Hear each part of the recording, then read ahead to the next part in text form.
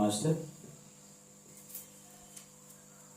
Okay, నిదానంగా చేతి వేలు విడదీస్తూ రెండు అరచేతులు కళ్ళ మీద ఉంచుకుంటూ మన అరచేతులు చూస్తూ హాయిగా ఆనందంతో కళ్ళు తెరుస్తూ మన అరచేతులు చూస్తూ నిదానంగా చేతులు తీయాలి.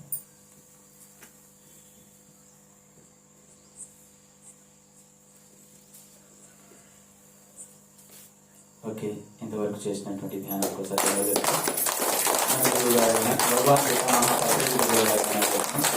అలాగే సూర్యభవన్కు మాట్లాడి ప్రకృతి మాట ఇంద్రభూతాలకు ఆత్మమాటలకు విశ్వానికి జీవితంలో ప్రతి ప్రాణికి ప్రతి జీవరాశికి ప్రధానం. అలాగే మన జరిగిన ప్రతి భాగానికి మన తల్లిదండ్రులకు సాధ్యమంటారు.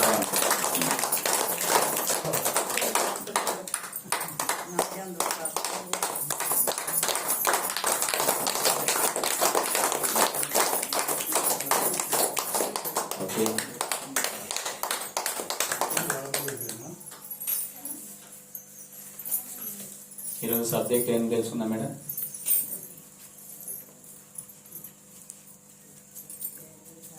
ఏం తెలుసుకుందాం ఈరోజు సబ్జెక్ట్?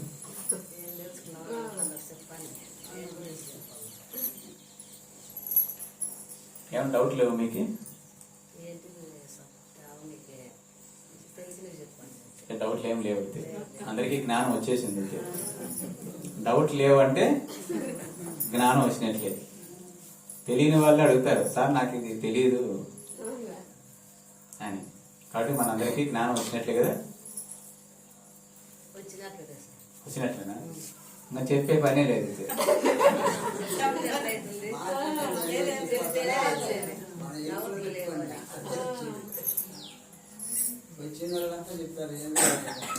చెప్పాల్సిన అంతా తెలుసు కాబట్టి. తెలిస్తే మోక్షం, తెలియకపోతే బంధం అన్నారు. తెలిస్తే మోక్షం, తెలియకపోతే బంధం. ఏం తెలిస్తే మోక్షము, ఏం తెలియకపోతే బంధం? జ్ఞానం అనేది తెలిస్తేనే మోక్షం, తెలియకపోతే బంధం. కాబట్టి తెలిస్తే మోక్షం, తెలియకుండా బంధం.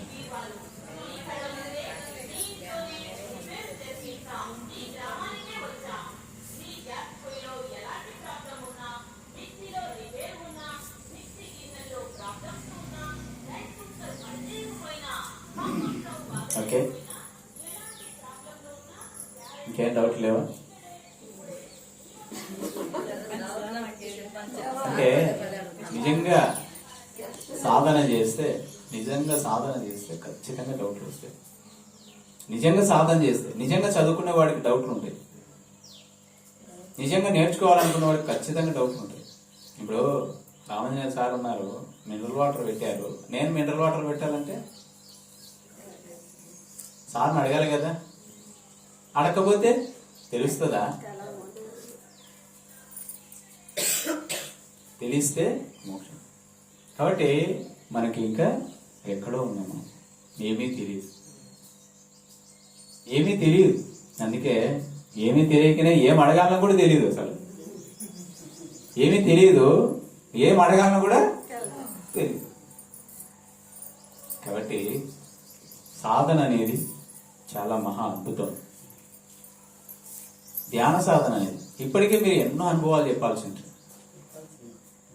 ఎన్నో అద్భుతమైన అనుభవాలు. మాస్టర్ నాకు ఇలాంటి అనుభవం వచ్చింది, మాస్టర్ నాకు ఇలాంటి భగవంతుడు కనబడినాడు, మాస్టర్ నాకు ఇలాంటి గత జన్మ కనబడింది అని ఇప్పటికి మీరు చెప్పాల్సింది. రోజులు గడుస్తున్నాయి కానీ మార్పు రాలా. రోజులు గడుస్తున్నాయి, మార్పు రాలా. కాబట్టి సాధన అనేది చెయ్యాలి, అద్భుతంగా చేయాలి. ఎందుకంటే కాటికి కాలు దాచారు అంటారు, అంటే పొద్దు మునిగింది. అలాంటి స్టేజ్లో ఉన్నారు మనమంతా. అంటే చావు దగ్గరలో ఉన్నాం మనమంతా. నిన్న మొన్న పుట్టామా మనం? నిన్ననో మన్ననో పుట్టినామో మనమంతా చావుకు దగ్గరలో ఉన్నాం, వృద్ధాప్య స్థితిలో ఉన్నాం. కాబట్టి నువ్వు కఠోరంగా సాధన చేయాలి. నువ్వు ఇంకా కఠోరంగా సాధన చేయకపోతే నిన్ను ఎవరు మార్చలేరు. భగవద్గీతలో ఇదే కదా చెప్పేది, ఉదరేది ఆత్మానాత్మానం ఆత్మానుభావ సాధయేత్ ఆత్మైవ ఆత్మనో బంధువు ఆత్మైవ రిపురాత్మన. ఎవరి వారి ఉద్ధరించుకోవాలి, ఎవరి వారి ఉద్ధరించుకోవాలి. ఎవరి సాధన వాళ్ళే చేయాలి, ఎవరికి ఆకలి అయితే వాళ్ళే తినాలి. కాబట్టి ఎవరి జ్ఞానాన్ని వాళ్ళే సంపాదించుకోవాలి. ఎవరి ఆస్తులను వాళ్ళే సంపాదించుకుంటున్నారా లేదా, ఎవరి మిత్రులను వాళ్ళే కట్టుకుంటున్నారా లేదా, అలాగే ఎవరెవరి జ్ఞానాన్ని వాళ్ళే సముపార్జించుకోవాలి. ఇంట్లో ఒకరు సంపాదిస్తే ఆస్తి అందరికీ వస్తుంది. ఇంట్లో ఒకరు సంపాదిస్తే ఆస్తి ఇంట్లో వాళ్ళందరికీ వస్తుంది. కానీ జ్ఞానం అలాంటిది కాదు. జ్ఞానం అనేది అలాంటిది కాదు. ఎవరికి వారి సంపాదించుకోవాలి. అందుకే కదా ఉత్తరేది ఆత్మానాత్మానం ఆత్మానుభావ సాధయ ఆత్మైవ ఆత్మనో బంధువు ఆత్మైవ రిపురాత్మన. ఎవరి వారే ఉద్ధరించుకోవాలి. ఎవరికి వారి మిత్రులు, ఎవరికి వారే శత్రువులు అవుతున్నారు. తెలుసుకుంటే మిత్రులు అవుతారు, సాధన చేస్తే మిత్రులు అవుతారు, జ్ఞానం తెలుసుకుంటే మిత్రులు అవుతారు, తెలుసుకోకపోతే శత్రువులు అవుతారు. ఎలా తెలుసుకోవాలి జ్ఞానం? అసలు జ్ఞానం అంటే ఏంటి? ఏ విధంగా తెలుసుకోవాలి? ఏది జ్ఞానం? నీ యొక్క జ్ఞానమే, నీవే నీ జ్ఞానం. నీవంటే ఏమి? ఆత్మ. ఆత్మ ఎక్కడ ఉంది? చూశారా? చూశారా? అమెరికా ఉంది అంటాం, చూశామా? పాకిస్తాన్ ఉంది అంటాం, చూశామా? మనలో ఉంది. ఎక్కడుంది? చూశారా? మనలో ఉంది ఆత్మ. చూశారా ఎవరన్నా? కక్కయ్య తన భార్యను ముక్కలు ముక్కలుగా నరికాడు, ఉందా? మన మనలో ఉంది అంటున్నారే. కక్కయ్య బ్రహ్మంగారి దగ్గర ఆయన తత్వజ్ఞానం గురించి బోధిస్తూ, బ్రహ్మంగారు వీర బ్రహ్మేంద్ర స్వామి వారు తత్వజ్ఞానం గురించి బోధిస్తూ, 7 చక్రాల గురించి బోధిస్తూ, 7 శరీరాల గురించి బోధిస్తూ ఉంటే కక్కయ్య చాటుగా విన్నాడు. అవునా, శరీరంలో అన్ని చక్రాలు ఉన్నాయా, అన్ని శరీరాలు ఉన్నాయా, భగవంతుడు ఉన్నాడా, ఆత్మ ఉందా, చూద్దాం అని తన భార్య నిద్రిస్తున్నప్పుడు తన భార్యని ముక్కలు ముక్కలుగా నరుకుతాడు. మరి ఉందా? మరి మీరంతా అంటున్నారే మనలో ఉంది అని. ఉందా?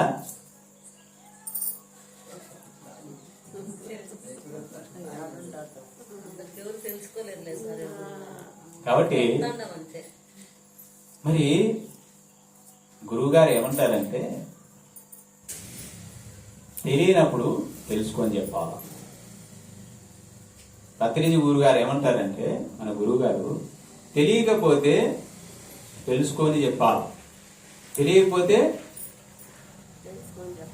తెలియదనాలి, తెలియకపోతే తెలియదనాలి, లేకపోతే తెలుసుకోనైనా చెప్పాలి. అప్పుడే జ్ఞానవంతులు అవుతాం. మనలో ఉంది ఆత్మ అంటే మనం చూసామా? మీరు చూసారా? కక్కయ్య అయితే చూడలే. కక్కయ్య మహానుభావుడు చూడలే. బ్రహ్మంగారు బతికించాడు, కక్కయ్య గారు. అది వేరే. ఇక్కడ ఆత్మ గురించి అడుగుతున్నాం. బ్రహ్మంగారు బతికిచ్చాడు, ఆమెనే కాదు, ఎవరినో శవాన్ని పోతున్నా కూడా, శవం పోతున్నా కూడా ఆ శవాన్ని లేపురా, నిద్రపోయిన వాడిని ఎత్తుకుపోతున్నారని అక్కడ బతికిచ్చాడు బ్రహ్మంగారు. ఇక్కడ కక్కయ్య గురించి, ఇక్కడ ఆత్మ గురించి. ఆత్మ నువ్వు చూసింటే చెప్పాలి. ఎలా చూడాలి ఆత్మను? ఒకవేళ ఆత్మ దర్శనం ఎలా కలుగుతుంది? ఆత్మను ఎలా చూడగలగం? చూస్తామా? ఈ జన్మకు చూస్తామా? మరో జన్మకన్నా చూస్తామా? సాధన చేయాలి. ఖచ్చితంగా చూడొచ్చు. నేనైతే చూసుకున్నాను, నా ఆత్మను నేను చూసుకున్నాను, నా ఆత్మ నేను చూసుకున్నా. కఠోరమైన సాధన. రోజు 13 గంటలు సాధన. మీరు ఎన్ని గంటలు చేస్తున్నారు? నేను చిన్నప్పుడే చేశాను. రోజు 13 గంటల సేపు చిన్నప్పుడు నేను చేశాను. కనీసం 22 సంవత్సరాలు ఆ టైంలో. ఇప్పటికి 22 సంవత్సరాల కిందటే రోజు 13 గంటల సేపు సాధన. మరి ఎలా? మీరు ఎన్ని గంటలు చేయాలా? రోజుకు 30 గంటలు చేయాలి మీరు.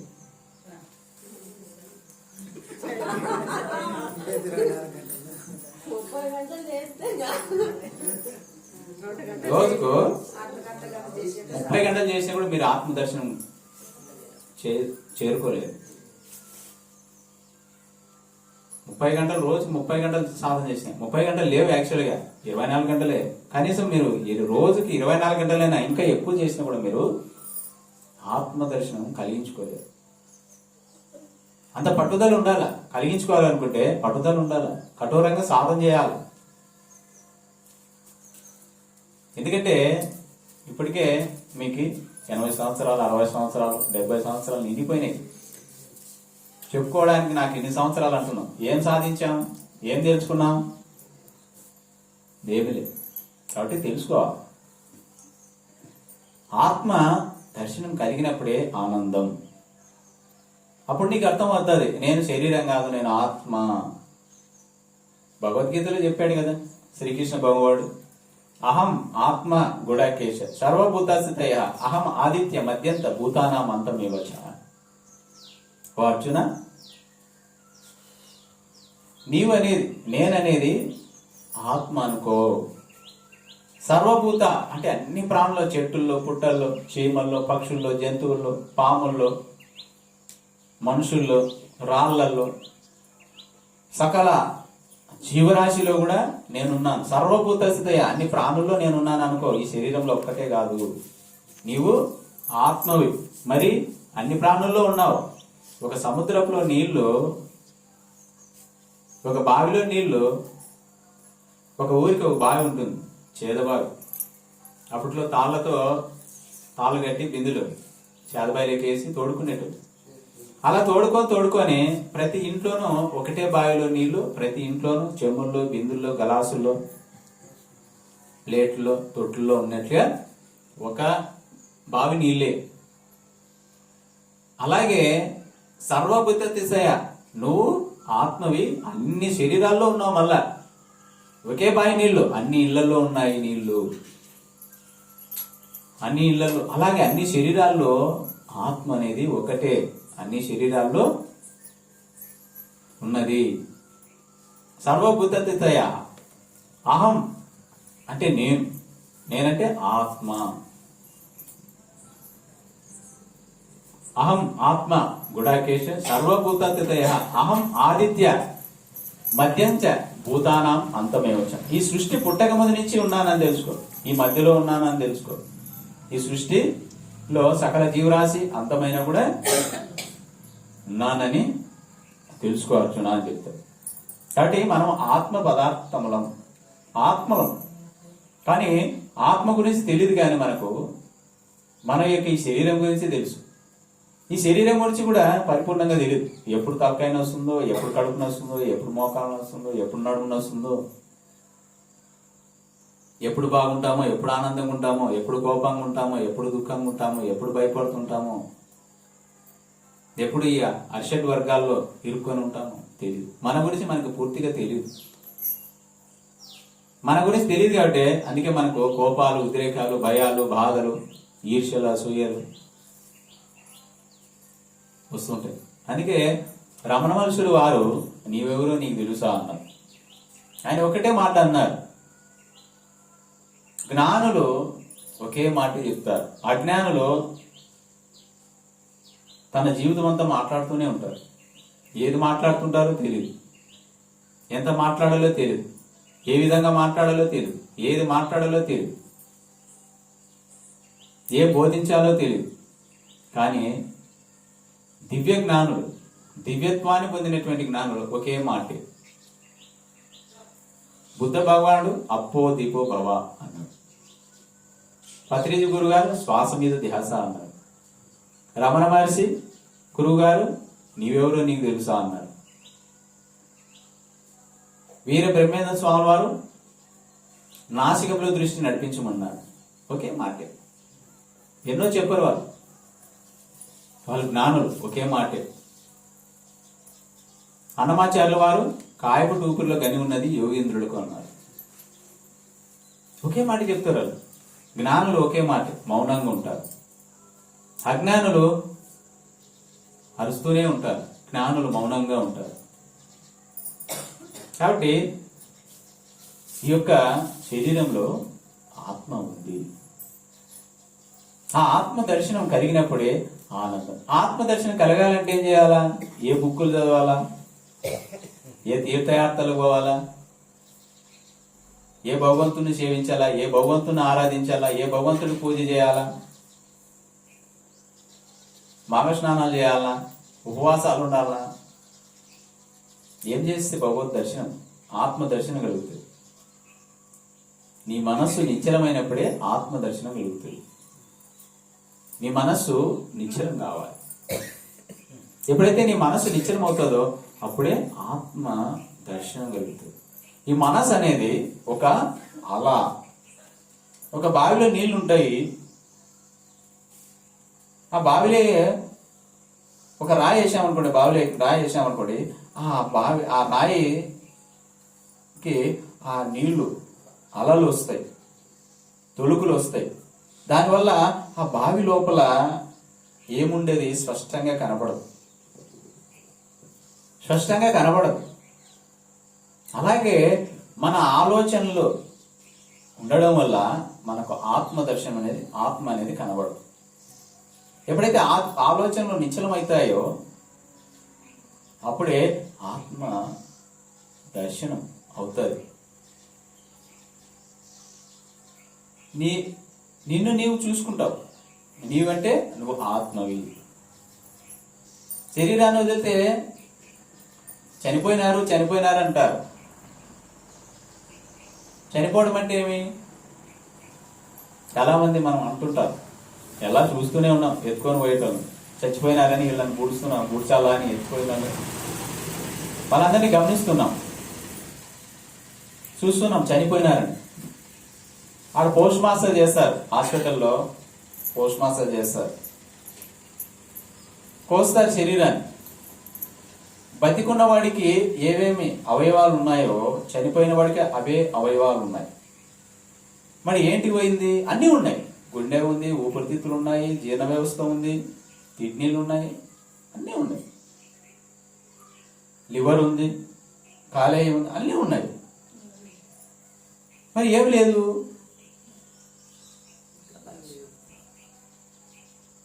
బతికున్న వాడికి ఏమైతే ఉన్నాయో చనిపోయిన వాడికి అవే భాగాలు ఉన్నాయి ఆ శరీరంలో.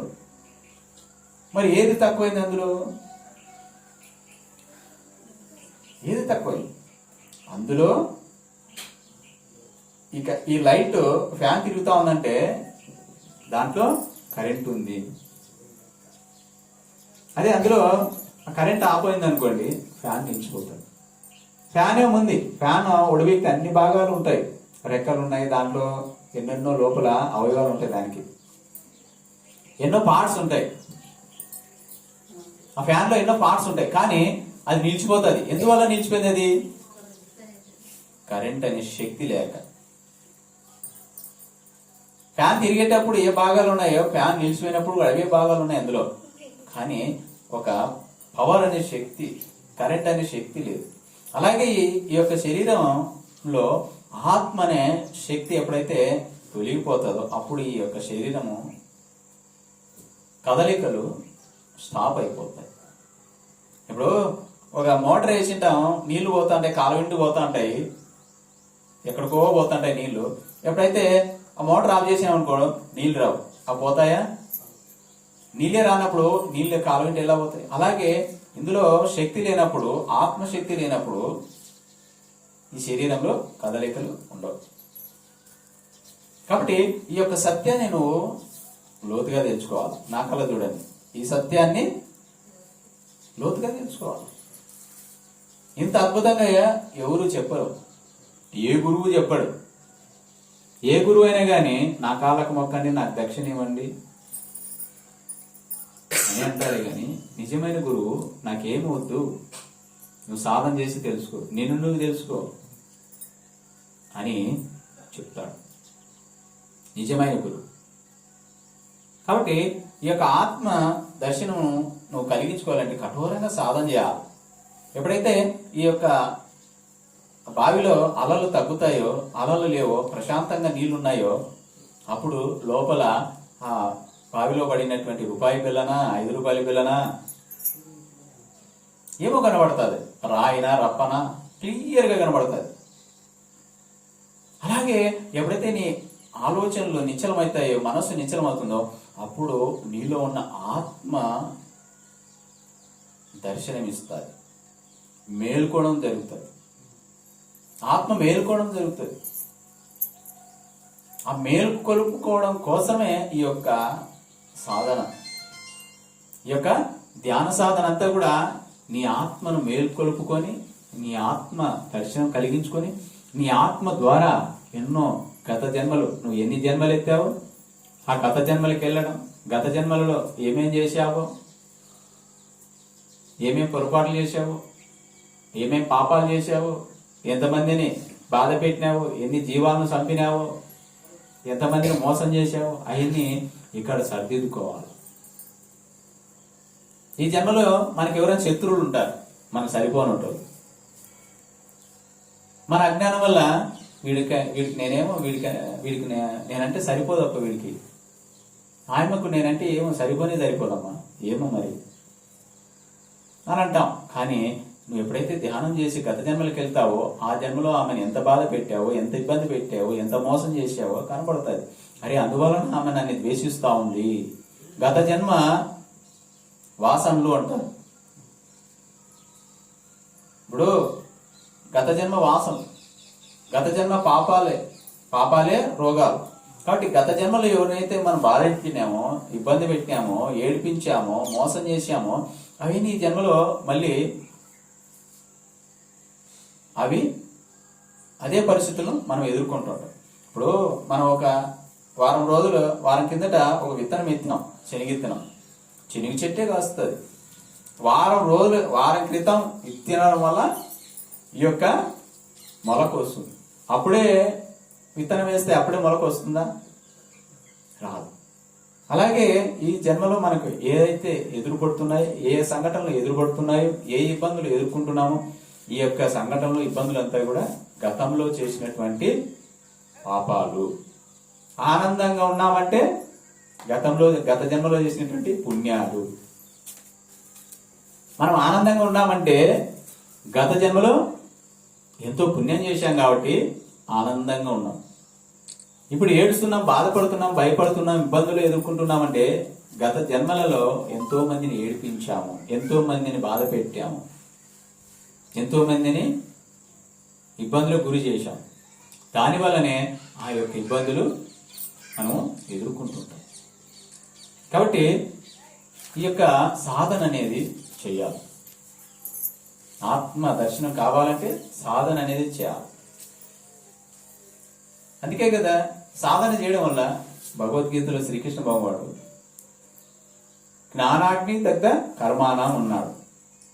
జ్ఞానాగ్ని దగ్ధ కర్మ. ఎప్పుడైతే జ్ఞానం అనేది వస్తుందో అప్పుడే నీకు కర్మలు దగ్ధమవుతాయి. జ్ఞానం అనేది ఒక అగ్నితో సమానం. గుండం నిండా మనం పీర్ల పండుగలో గుండం నిండా ఎన్నో కట్టెలు వేసింటాం, మొద్దులు వేసింటాం, బండ్లు తోలింటాం, ట్రాక్టర్లు తోలుతారు. కానీ ఒక్క అగ్గిపుల్ల వల్ల అవన్నీ భస్మం అయిపోతాయి, నామరూపాలు లేకుండా అయిపోతాయి. అలాగే మన కర్మలు దగ్ధం కావాలంటే, మన రోగాలు, మన సమస్యలు, మన ఇబ్బందులు, మన పాపాలు క్లీన్ కావాలంటే జ్ఞానం కావాలా. జ్ఞానం వచ్చినప్పుడే నీ నొప్పులు, నీ రోగాలు, నీ కర్మలు, నీ ఇబ్బందులు అన్ని, నీ జనన మరణ చక్రం నుంచి నువ్వు తొలగిపోతావు. జ్ఞానం కావాలంటే ఆదిశంకరాచార్య వారు చెప్తున్నారు ఒక శ్లోకంలో, సత్సంగత్వే నిస్సంగత్వం, నిస్సంగత్వే నిర్మోహత్వం, నిర్మోహత్వే నిశ్చలతత్వం, నిశ్చలతత్వే జీవన్ముక్తి అంటారు. సత్సంగత్వే, ఎప్పుడైతే నువ్వు సత్యాన్ని తెలుసుకున్నటువంటి వారితో నువ్వు ఎప్పుడు సత్సంగం చేస్తుంటే, ఇలా వచ్చి కూర్చొని జ్ఞానులతో కలిసి సత్సంగం కాసేపు జ్ఞానం గురించి తెలుసుకోవడం, సత్యం గురించి తెలుసుకోవడం వల్ల నీలో జ్ఞానం అనేది మేల్కొనడం జరుగుతుంది. జ్ఞానం అంటే ఏమి? అన్నమాచార్యుల వారు చెప్తున్నారు, నానాటి బతుకు నాటకము, నానాటి బతుకు నాటకము, పుట్టుటయు నిజము పోవుటయు నిజము, పుట్టుటయు నిజము పోవుటయు నిజము, నటనడి నీ పని నాటకము, పుట్టుటయు నిజము పోవుటయు నిజము, నటనడి నీ పని నాటకము. ఇదే జ్ఞానం అంటే. ఈ యొక్క పదంలో ఉన్నటువంటి అర్థమే జ్ఞానం. నానాటి బతుకు, నానాటి బ్రతుకు అంటే 4 రోజులు ఈ జీవితం. బాల్యము, యవ్వనము, ప్రౌఢము, వృద్ధాప్యము. బాల్యం అంటే చిన్నపిల్లవాడు, ప్రౌఢం అంటే వయసులో, యవ్వనం అంటే బాల్యం అంటే చిన్నపిల్లవాడు ఆడుకునేవాడు, యవ్వనం అంటే వయసులో, ప్రౌఢం అంటే బాధ్యతలు, పిల్లలు, వాళ్ళ చదువులు, వాళ్ళ పెళ్ళిళ్ళు, బాధ్యతలు, వృద్ధాప్యం అంటే ముసలితనం. ఇలాంటి ఈ యొక్క స్టేజ్లే ఆత్మకు 4 రోజులతో సమానం. మనలో ఉన్న ఆత్మకు, మనలో ఉన్న ప్రాణానికి, ఆత్మ అంటే ప్రాణం, జీవుడు, మనలో ఉన్న ప్రాణానికి 4 రోజులతో సమానం ఈ యొక్క జీవితం అని. నానాటి బతుకు నాటకము. ఈ 4 రోజులు అనేది నాటకం నాయనా. ఏది తీసుకురాలే, ఏది తీసుకొని పోం.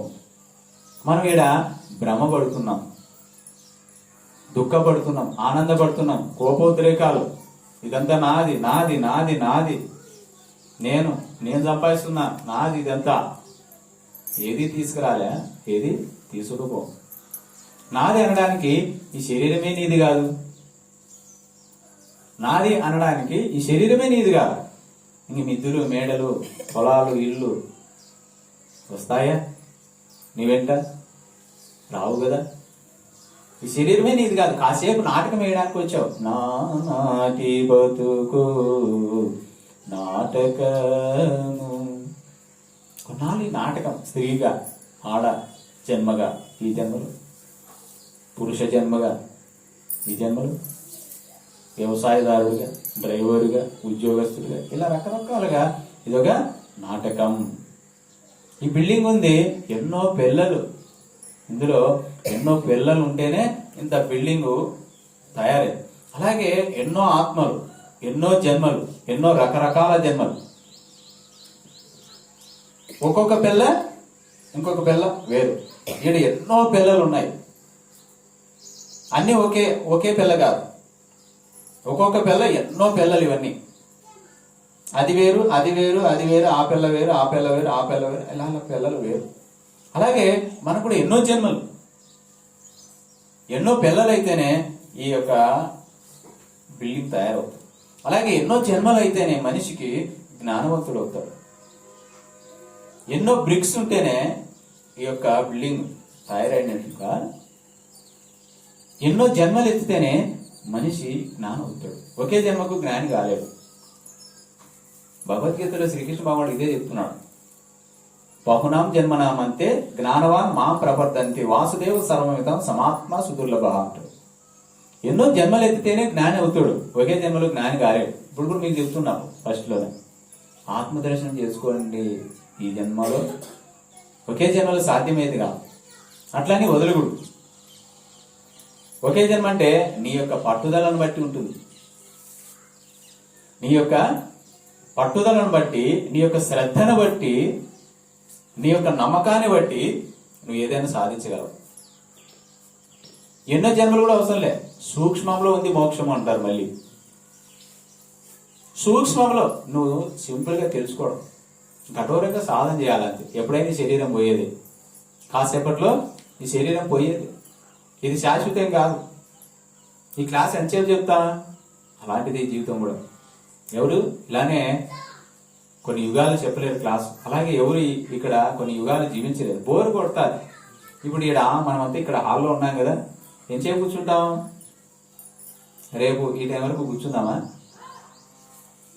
కూర్చుందామా మేడం? కూర్చోలేరు కదా. అందుకే ఆత్మ కూడా వెళ్ళిపోవాలి, చచ్చిపోవాలి అనుకుంటా అంటుంది ఆత్మ. మనం ఏమనుకుంటాం? అయ్యే నేను ఇంకా చచ్చిపోవడు, పో సంక్రాంతి పండుగ వస్తాను, ఏమో రేకోలికి లాగా చేసుకొని తినాలా, సంక్రాంతి పండుగ వస్తాను ఇంకా ఉండాలా. లోపల ఆత్మ ఇప్పుడు నేను కూర్చోమంట, రేపు ఈ టైం వరకు నేను క్లాస్ చెప్తా అంటే మీరు ఈడే కూర్చోండి అని కూర్చుంటారా? నేను చెప్పేది ఒకటి అయితే మీరు ఇంకొకటి చెప్తారు. అలాగే లోపల ఆత్మ వెళ్ళిపోవాలి అనుకుంటా ఉంటుంది.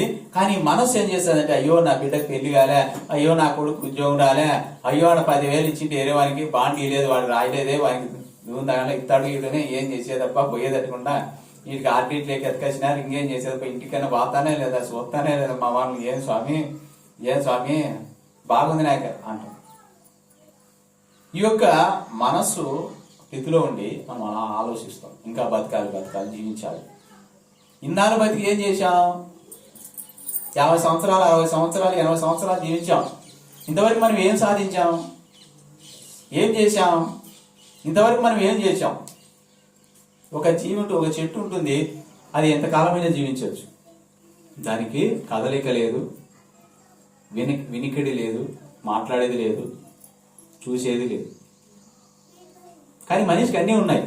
దానికి ఎన్ని సంవత్సరాల చెట్టు ఉన్నా కూడా అది వృధాగా జీవించవచ్చు. కానీ దానికి పాపంలే, శాపంలే, క్వశ్చన్ లేదు.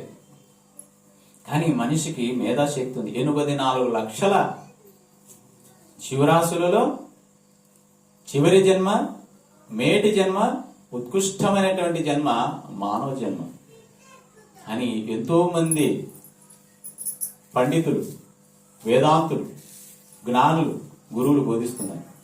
దేనిలో గొప్ప? ఈ యొక్క ప్రపంచాన్ని భ్రష్టు పట్టిస్తున్నాం, వాతావరణాన్ని కలుషితం చేస్తున్నాం. మోసపూరిత ఆలోచనలతో ప్రతి వస్తువుని కొనే స్థితిలోకి వచ్చాం. నీళ్ళని కొంటున్నాం, ఈరోజు అన్నిటినీ కొంటున్నాం, పంచభూతాలను కొంటున్నాం. భ్రష్టు పట్టిస్తున్నాడు మానవుడు. అన్ని మోసాలే, నేను ఒక్కనే బాగుండాలి, ఇతరులు ఏమన్నా కానీ అనేటువంటి మోసపూరిత స్థితిలో తయారవుతుంది. కాబట్టి మేటైనటువంటి మానవ జన్మను మనము నిర్దాక్షిణ్యంగా నరక స్థితికి చేర్చుకుంటున్నాం. ఇక్కడికి వచ్చినది మనం నానాటి బ్రతుకు నాటకం అని తెలుసుకోవడానికి వచ్చాం. కానీ ఈ నానాటి బ్రతుకు నాటకం కాదు, ఇది సత్యం అనుకుంటున్నాం. ఈ నానాటి బ్రతుకు నాటకం కాదు, ఇది సత్యము అనుకొని జీవిస్తున్నాం. అందువల్లనే మనం సత్యం అనుకోవడం వల్లనే కోపాలు, ఉద్రేకాలు, వాడంటే నాకు సరిపోదు, ఆమె అంటే నాకు సరిపోదు, మా తమ్ముడు అట్లా, మా అన్న ఇట్లా, ఈ రకరకాలుగా వారిపైన ద్వేష భావనలు పెంచుకుంటున్నాం. నిర్గుణ స్థితిలో ఉన్నవాడే ముక్తుడు. ఏ గుణము, ఏ కోపము, ఏ భయము, ఏ దుఃఖము ఉన్నవాడే ముక్తుడు. ఏ భయము, ఏ కోపము, ఏ ఈర్ష, ఏ అసూయ, ఏ ద్వేషం లేనటువంటి ప్రతి వ్యక్తుల పట్ల ప్రేమతో ఉన్నవాడే శత్రువు పట్ల, మిత్రువు పట్ల సమశత్రువుచ మిత్రేచ తథా మానవ శీతోష్ణ సుఖ దుఃఖ సమత్సంగ వివర్జిత అంటాడు భగవద్గీత. అన్నిటిని సమానంగా చూడాలి.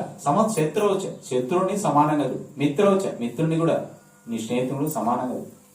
మానవ నీకు గొప్పవాడు నాగేంద్రన్నా, నాగేంద్ర అంత పలికిమానుడు ఎవడు లేడన్నా సమానంగా ఉంటారు. శీతోష్ణ సుఖ దుఃఖ, ఎప్పుడు శీతోష్ణాలు మారుతున్నట్లు మన జీవితంలో కష్టాలు వస్తుంటాయి, ఇబ్బందులు వస్తుంటాయి, ఆనందాలు వస్తుంటాయి, వైభోగాలు వస్తుంటాయి, మళ్ళా దుఃఖాలు వస్తుంటాయి, బాధలు వస్తుంటాయి. శీతోష్ణ. ఇప్పుడు చలికాలం వస్తా ఉంది, ఇంతకుముందు చలికాలం లేదు, ఇంతకుముందంతా వర్షాకాలం, ఇప్పుడు చలికాలం వచ్చింది, మళ్ళీ నెక్స్ట్ ఎండాకాలం వస్తుంది. ఇలానే శీతోష్ణాలు మారుతూ ఉంటాయి. నువ్వు ఈ యొక్క సమత్సంగ వివర్జిత, వాటిలో కూరుకుపోవడం అనేది, అయ్యో చలికాలం వస్తుంది, అయ్యో ఎట్లా చేయాలి అలా కూరుకుపోవడు. ఏమైతే ఏం కానీ వర్తమానంలో జీవించాలి. సమత్సంగ వివర్జిత, వాటితో సంగత్వం అనేది నువ్వు వదిలేదు. ఏమైతే ఏం కానీ అని నువ్వు ఒక సాక్షిలాగా ఉండాలి. ఈ మైక్ ఎలా ఉంది, నేను ఏం చెప్తా అంటే అది వలుకుతా ఉంది.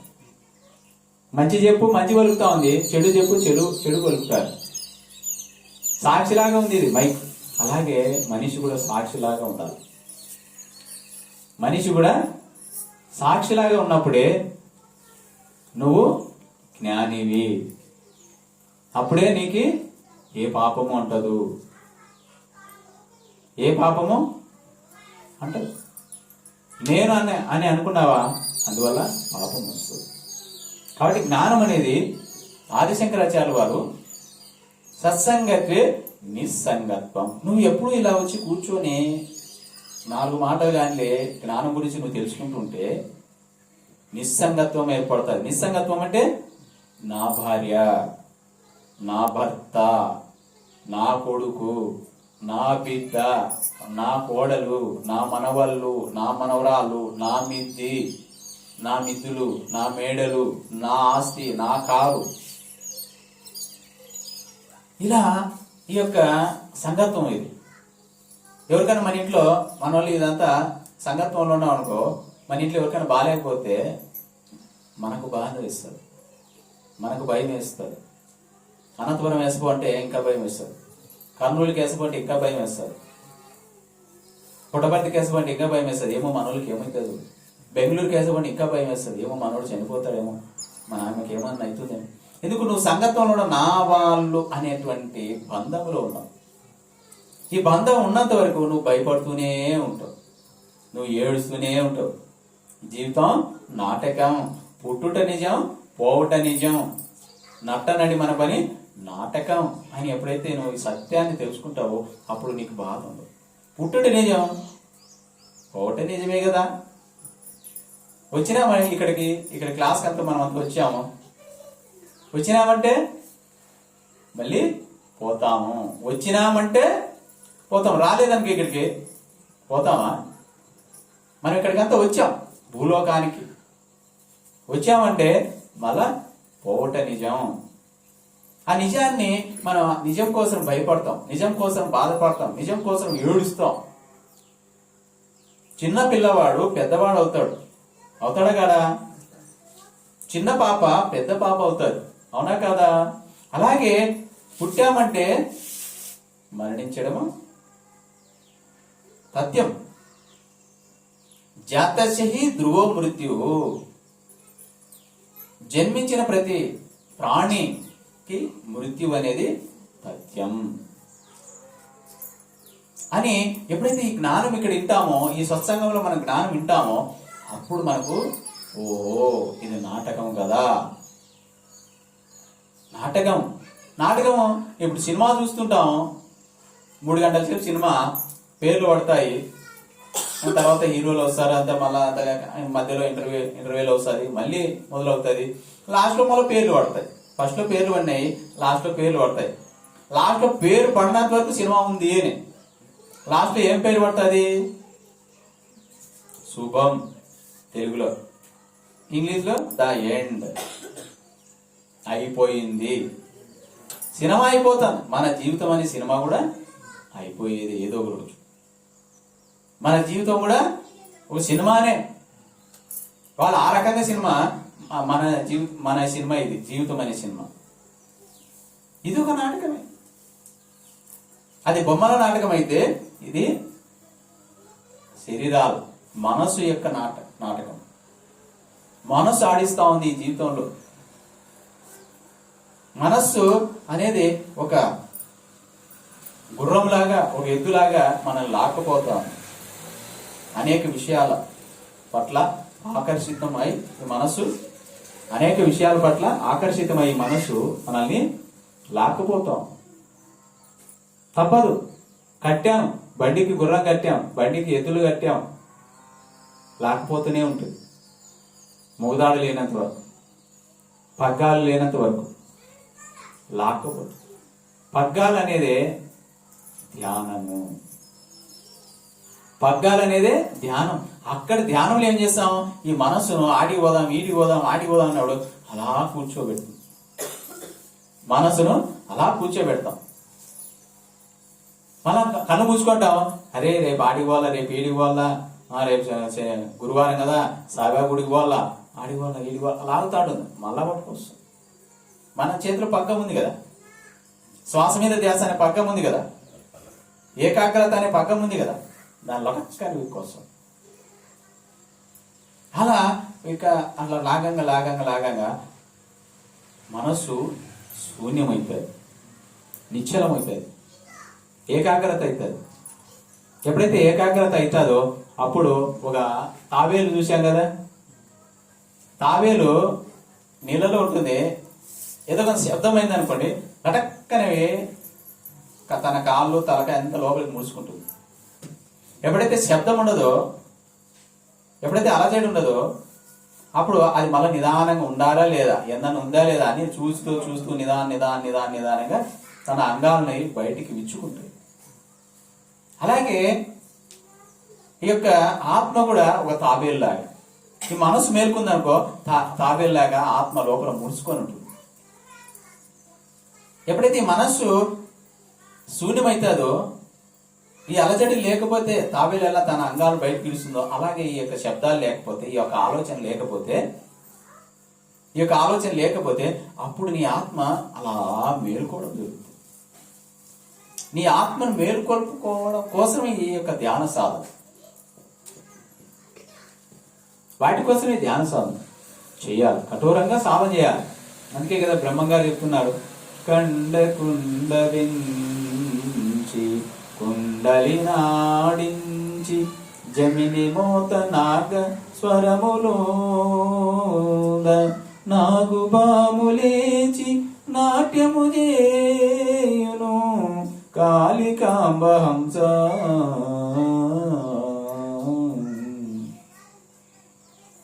ఈ శరీరాన్ని కదలకుండా నువ్వు కూర్చోవాలి. ఎన్నో ఆలోచనలు వస్తుంటాయి, ఎన్నో కోరికలు చెలరేగుతుంటాయి, ఎన్నో ఆలోచనలు, కళ్ళు మూసుకున్న ఆలోచనలే, కళ్ళు తెలుసుకున్న ఆలోచనలే వస్తూనే ఉంటాయి. కానీ నువ్వు కదలకుండా ఎన్ని ఆలోచనలు వచ్చినా, ఎంత మనసు లాగినా, ఎన్ని ఆలోచనలు లాగినా, ఎన్ని కోరికలు లాగినా నువ్వు కదలకుండా కూర్చోవాలి. ఎవరి కోసం కూర్చోవాలా? మన కోసం. ఈ సాధన ఎవరి కోసం? మన కోసం, మన ఆత్మ ఉన్నతి కోసం, ముక్తి కోసం, జ్ఞానం కోసం, బ్రహ్మానందం కోసం, బ్రహ్మ జ్ఞానం కోసం ఈ యొక్క సాధన. ఎంతో మంది హిమాలయ యోగులు సాధన చేసి సిద్ధులు పొందారు, జ్ఞానాన్ని పొందారు. వీర బ్రహ్మేంద్ర స్వామి వారు లాంటి వారు కానీ, బుద్ధుడు లాంటి వారు కానీ, రమణ మహర్షి లాంటి వారు కానీ, మహావతార బాబాజీ లాంటి వారు కానీ, సదానంద గురువు గారి లాగా కానీ, మన పత్రిజీ గురువు గారి లాగా ఎంతో మంది, ఎందరో మహానుభావులు ఇలా ప్రపంచంలో ఎంతమంది మహానుభావులు ఉన్నారు, ఎంతమంది జ్ఞానం ఉన్నారు, వాళ్ళంతా కూడా సాధన చేసే జ్ఞానాన్ని పొందారు. మన యొక్క జ్ఞానము, నాకు నా ఆత్మకు సంబంధించిన జ్ఞానం ఎక్కడ ఉంటుంది? మీ ఆత్మకు సంబంధించిన జ్ఞానం ఎక్కడుంటుంది? ఎవరెవరి జ్ఞానం ఎవరెవరి ఆత్మ స్థితుల్లో ఉంటుంది. అందుకే కదా శరీరం, గుణాలు, మనస్సు, బుద్ధి, చిత్తం, అహం, చిత్తం అన్నారు. చిత్త, నీ లోపల నీకు సంబంధించిన జ్ఞానం అంతా ఉంటుంది. నువ్వు ఎన్ని జన్మలు ఎత్తావు?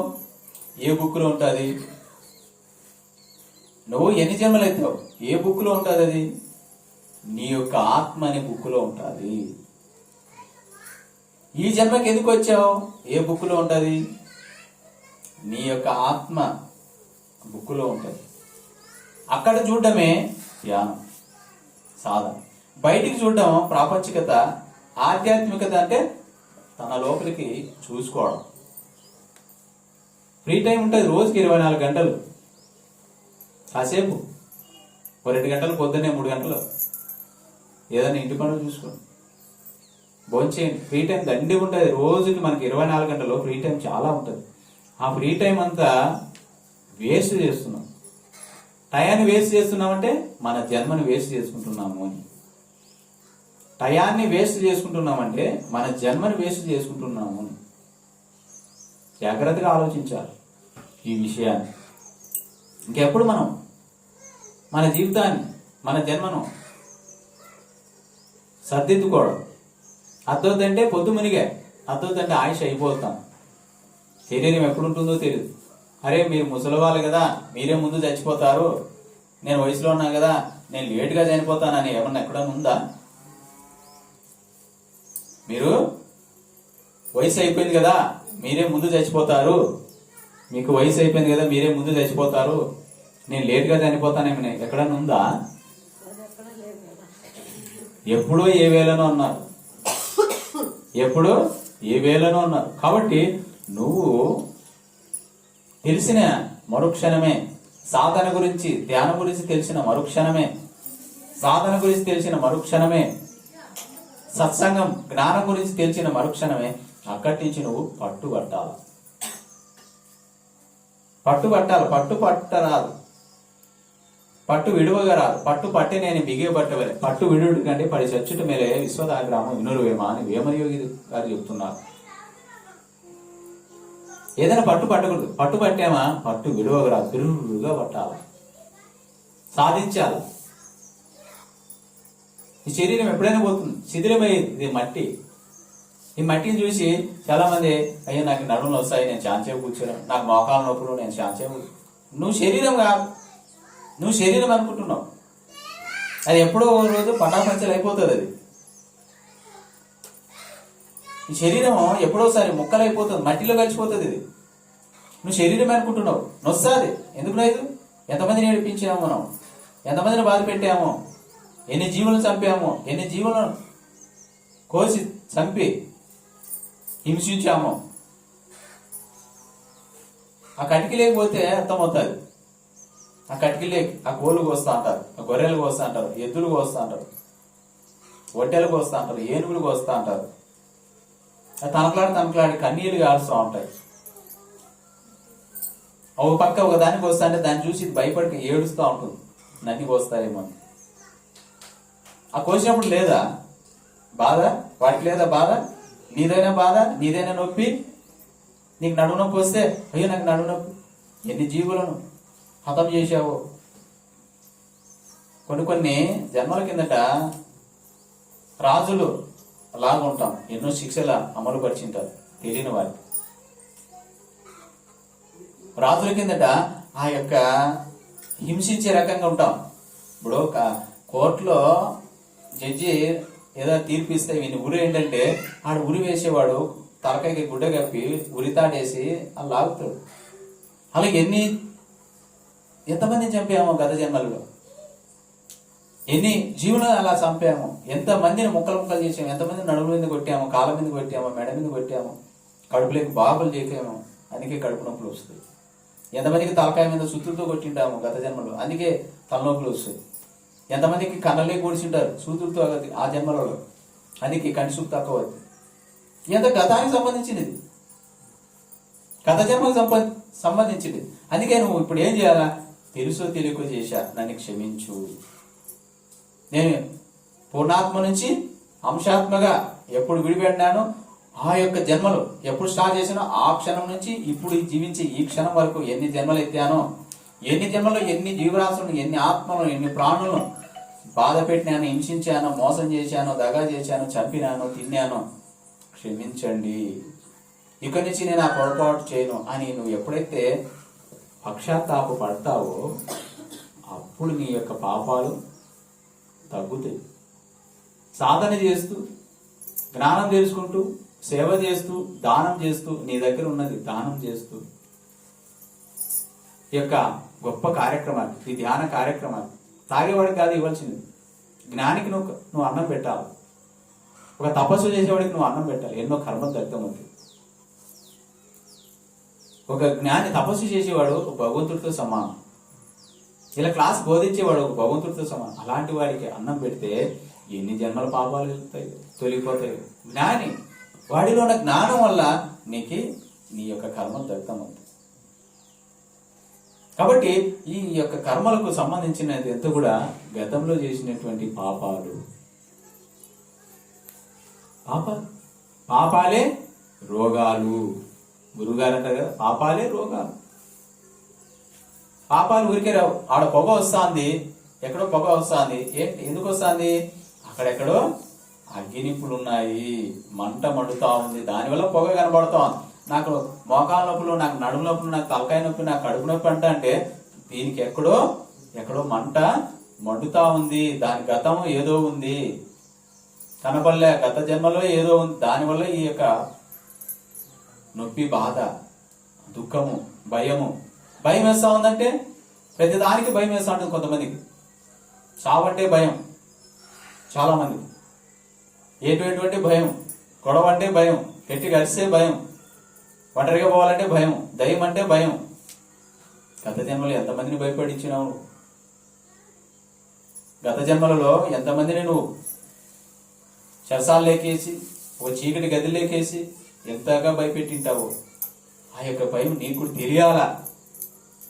ఎంతమందిని బాధ పెట్టావు, ఆ నొప్పి నీకు తెలియాలా అని ఈ జన్మలో మనకి ఇవన్నీ ఎదురుపడేటివన్నీ కూడా గతానికి సంబంధించినవి, గత జన్మలకు సంబంధించినవి. కాబట్టి నువ్వు ఇప్పుడు తెలుసో తెలియకో నేను పొరపాటు చేశా, నన్ను క్షమించండి అని నువ్వు ప్రతి క్షణం ప్రతిరోజు అనుకుంటూ ఉండాలి. ఓ మనిషిని తిట్టింటాం లేదా ఒకటి కొట్టింటాం, వాడు మన పైన కోపం చేసుకుంటాడు, మన పైన ద్వేషం పెంచుకుంటాడు. అప్పుడు మనం ఏం చేయాలా? ఆ కోపం పోవాలి. ఆ కోపం వాడికి మన పైన ద్వేషభావం పోనంత వరకు మనకు జన్మ విముక్తి ఉండదు. కానీ మనం పోయి ఆ గుళ్ళకి పోయి మొక్కుతాం, స్వామి నా కర్మలు పోవాలి, నా నొప్పులు పోవాలి, నా సమస్యలు పోవాలి. అరే నాకు నీకు సంబంధం లేదురా అంటాడు భగవంతుడు. నేను నీకు అన్యాయం చేయాలి, నువ్వు నాకు అన్యాయం చేయాలి, నేనేంది క్షమించేది? నువ్వు ఎవరినో బాధ పెట్టావు, వాళ్ళని నువ్వు అడుగు, వాళ్ళని ప్రార్థించు, వాళ్ళని వేడుకో. నన్ను కాదు గుడికి వచ్చి, నన్ను కాదు నువ్వు పూజించాల్సింది, నన్ను కాదు నువ్వు వేడుకోవాల్సింది. నువ్వు ఎవరినైతే బాధ పెట్టావో వాళ్ళ క్షమించేంత వరకు నీ కర్మ తగ్గదు, వాళ్ళు క్షమించేంతవరకు. అందుకే ఆ శత్రువుని ఒక తమ్ముడే ఉంటాడు, ఏదైనా బాధ పెట్టి ఉంటాం, అక్కో, తమ్ముడు, అన్నో, ఫ్రెండ్స్, వారిని ప్రతిరోజు సారీ అని చెప్పుకుంటూ, వాడు కోపగించుకున్నా మళ్ళీ తిరుగుతున్నా, సారీ ఆ రోజు పొరపాటు అయింది అని అలా మనం ప్రతిరోజు సారీ చెప్పుకుంటూ క్షమించాను అనుకుంటే వాడు ఏదో రోజు మార్పు చేసుకుంటాడు. అరే ఇంతగా పొంగిపోతున్నాడు పాపం, ఆ రోజు తెలియకే చేశాడంట పొరపాటు, వాడు తెలియకే చేశాడంట పాపం అని వాడిలో ఒంటరిగా ఉన్నప్పుడు ఆలోచన చేసి అరే ఇప్పుడు ఈరోజు వస్తే క్షమించాలి వీడిని అని క్షమించేస్తాడు. అలాగే మన యొక్క కర్మలు కానీ మన యొక్క పాపాలు కానీ పూర్తిగా సమూలంగా మూలాలతో సహా వెళ్ళిపోవాలంటే మనం క్షమాపణ కోరుతూ ఉండాలి. తర్వాత క్షమాపణ ఎలా వస్తుంది? క్షమాగుణం ఎలా వస్తుంది? నీలో జ్ఞానం అనేది రావాలి. నీలో జ్ఞానం వస్తేనే క్షమాగుణం వచ్చేది. నీలో జ్ఞానం రాకపోతే క్షమాగుణం రాదు. ఇప్పుడు నేనే ఉన్నా అనుకోండి, ఎవరైనా నరసింహ సార్ అట్లా ఆవిడ వచ్చాడు, ఏదో బాధ పెట్టాను నన్ను, నాగేంద్ర సార్ నన్ను క్షమించు అంటే నాలో గర్వం ఉంటుంది. అంటే జ్ఞానం లేదు, నేను క్షమించను, నాకు జ్ఞానం లేదు. నాకు జ్ఞానం ఉంటే అది జీవితం నాటకం కదా, పుట్టుడే నిజం పోవట నిజం నట్టనడి ఈ జీవితం నాటకం కదా, ఇదొక మాయ కదా, ఇదొక నాటకం కదా, మనసు ఆడిచ్చే ఆట కదా ఇది అని అప్పుడు నాకు తెలుస్తుంది కాబట్టి, జ్ఞానం తెలుసు కాబట్టి ఓకే సార్ పొరపాటు మామూలు, నువ్వు చేస్తాడో నేను చేస్తాను. జ్ఞానం వస్తేనే క్షమాగుణం వస్తుంది. జ్ఞానం లేకపోతే క్షమాగుణం రాదు. నువ్వు జీవితం అంతా వాడిని క్షమించు క్షమించు క్షమించు అన్నా కూడా వాడు ఇంకా ఎక్కిపోతూనే ఉంటాడు. ఎందువల్ల ఎక్కిపోతాడు? నువ్వు జీవితం అంతా క్షమించు క్షమించు అని అడిగినా కూడా వాడు ఇంకా పైకి రెచ్చిపోతూనే ఉంటాడు, కానీ అహంకారం పడుతూ ఉంటాడు. ఎందుకు? వాడికి జ్ఞానం లేదు. జ్ఞానం ఉన్నవాడికి తెలుస్తుంది జీవితం నాటకం అని. వాడిలో క్షమాగుణం వస్తుంది. నువ్వు ఫస్ట్ క్షమించాలి. నీకు ఎవరైతే శత్రువులు ఉన్నారో, నీకైతే ఇప్పుడు ఆలోచన చేసుకొని ఎవరైతే శత్రువులు ఉన్నారో వాళ్ళను క్షమిస్తే నిన్ను వాళ్ళు క్షమిస్తారు. నువ్వు క్షమించకోకుంటే ఆ ఆత్మలు, గత జన్మలో ఆత్మలు నిన్ను క్షమించవు. నీకు ఇప్పుడు ఎవరైతే శత్రువులు ఉన్నారో వాళ్ళు నువ్వు క్షమించాలి ఫస్ట్. నీకు మోసం చేసి ఉండొచ్చు, నీకు అన్యాయం చేసి ఉండొచ్చు, నిన్ను కొట్టి ఉండొచ్చు, తిట్టి ఉండొచ్చు, తర్వాత ఇంకా ఏదైనా ద్వేషం ఉండొచ్చు, కానీ నువ్వు క్షమించాలి. ఫస్ట్ నువ్వు క్షమిస్తే ఆ ఆత్మను నిన్ను క్షమిస్తే, నువ్వు క్షమించకోకుండా నీ కోపం నీదే, నీ ఆవేశం నీదే, నీ ఉద్రేకం నీదే నీలోనే ఉంచుకొని ఇతరులని క్షమించాలంటే కాదు. ఫస్ట్ నువ్వు క్షమించాలి, అప్పుడు నువ్వు క్షమించబడతావు. ఒక గొడవ పడుతుంటాము. ఒకంది కాలర్ పట్టుకొని ఇంకోడు మన కాలర్ పట్టుకుంటాడు. అరే నువ్వు ఇడుసురా అంటే ఫస్ట్ నువ్వు అది ఇడుసురా అంటాడు. గొడవ పడుతుంటారు ముగ్గురు. ఒకడేమో నేనే అనుకోండి వాడిని కాలర్ పట్టుకున్నా, ఇంకోడు నా కాలర్ పట్టుకున్నాడు. వీడిని నేను అరే నన్ను క్షమించరా, వదులురా వదులురా అంటుంటాను, కానీ నేను ఈ పక్క పట్టుకుంటా వాడి కాలర్, ఇంకోటి కాలర్. ఎలా? వాడి మెడపట్టు పట్టుకుంటా, అరే నా మెడపట్టు వదులురా, నా కాలర్ వదులురా, నా అంగి వదులురా అంటుంటా వీడిని. కానీ నేను అట్లే పట్టుకుంటే వీడేమంటాడు? ఫస్ట్ నువ్వు వాడిని వదులురా, తర్వాత నేను నిన్ను వదులుతాను. అలాగే ఫస్ట్ మనం క్షమించాలి ప్రతి ఒక్కరిని. మనకి ఎవరైతే అన్యాయం చేశారో, ఎవరైతే మనకు హాని చేశారో, ఎవరైతే మనకు మోసించారు. ఎందుకంటే జీవితం నాటకము. ఏది తీసుకురాలే, ఏది తీసుకుపోము. వస్తా ఒట్టిదే, పోతా ఒట్టిదే, నట్టనడి మన పని నాటకం. కాబట్టి ఇది ఒక నాటకం, ఇది నిజం కాదు. ఇది నిజం కాదు, ఇది నాటకం. కాబట్టి ఆత్మ దర్శనం చేసుకోవాలంటే నువ్వు కఠోరంగా సాధన చేయాలి. ఎంతో సమయం ఉంది నీకు. ఇప్పుడు పగలంతా ఫ్రీగా ఉంటావు, అక్కడెక్కడ తిరిగే కంటే ధ్యానంలో కూర్చో. ఏదైనా పని ఉంటే పని చేసుకో. పని లేనప్పుడు అదే పనిగా టైం కుదుర్చుకొని నువ్వు సాధన చేయాలి. నీకు భగవంతుడు ఎంతో ఆస్తులు ఇచ్చాడు, వైభోగాలు ఇచ్చాడు.